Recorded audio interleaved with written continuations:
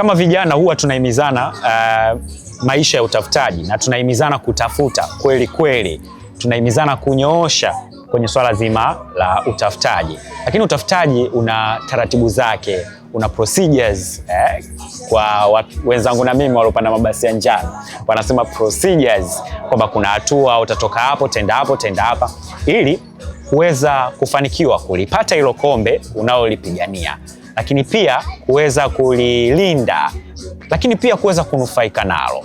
So hapo manake yatahitajika maarifa ya kuweza kufata na kuishi vizuri na kuzitekeleza hizo procedures. Sasa maarifa kama hayo huwezi amini yapo hapa kwenye hiki kichwa.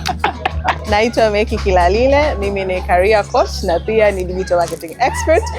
Well, kwa kipindi hiki cha hivi karibuni, lakini kwa maisha tu ya ujumla, kama kijana, lakini kama mtu pia ambaye ana shauku na pia ana moyo wa utafutaji na anataka kuingia kwenye utafutaji, either rasmi ama sio rasmi, ila as long as ni utafutaji, kwa tukihimizana vijana tuwe huko au watu tuwe huko, watu tutafute na nini, tusilalamike na vitu kama hivyo. Lakini ni ukweli kwamba utafutaji una ramani zake, una procedure zake, unabidi ufanye hatua ya kwanza, hatua ipi. Wataalamu mnajua zaidi. Okay. Ndio vitu ambavyo tutavizungumzia hapa, mimi pamoja na rafiki yangu mwalimu, na atanifundisha kweli kweli. Mimi hapa nimekuwa kama mwanafunzi. Utansimanga. Coach, nimaliza chuo. Au niko mtaani. Nataka kuingia kwenye game. Kuna mchongo fulani nilikuwa nausikilizia,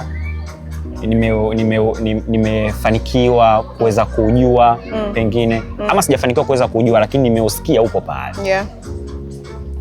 Na uendeaje hiyo kazi? Huo mchongo na uendeaje? Hatua zangu za mwanzo ziweje? Okay. So umetoka kwanza chuo moja kwa moja. Huko ulikwenda ni mbali sana. The first thing ambayo unatakiwa kufanya ni psychological shift. Wengi tunaambiwa nyumbani, soma, utapata marks nzuri, baadaye je kupata kazi nzuri. Kwenye hayo maelekezo ambayo umepewa tangu unakuwa, ndo hayo unataka kuingia nayo sasa hivi huku ground. Mambo ni tofauti.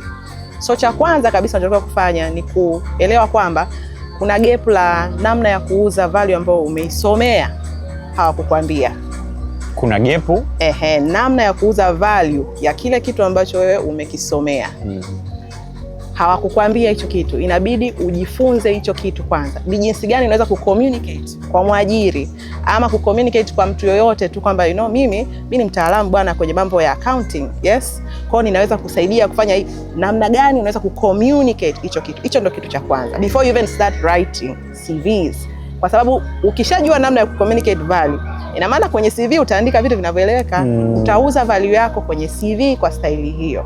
Tofauti na hapo utakuwa tunazunguka. So itabidi cha kwanza niweze kufanya hiyo psychological shift. Yes.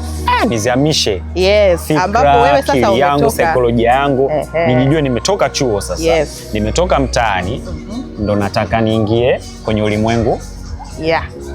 Ambapo 9 times out of 10 wewe hapo unaamini kwamba nina cheti. Kazi ni haki yangu. Natakiwa mnipe kazi. Yes. Kwa sio kweli hiyo maana. Sio kweli. Kazi hazikupewi kama pipi. Yes.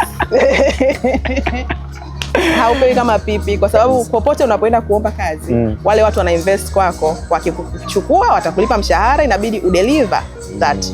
Kwa ili waamini kwamba tukikuchukua tukainvest kwa kulipa mshahara, utafanya vizuri, you have to do better kwenye interviews, kwenye CV yako inavyotangulia.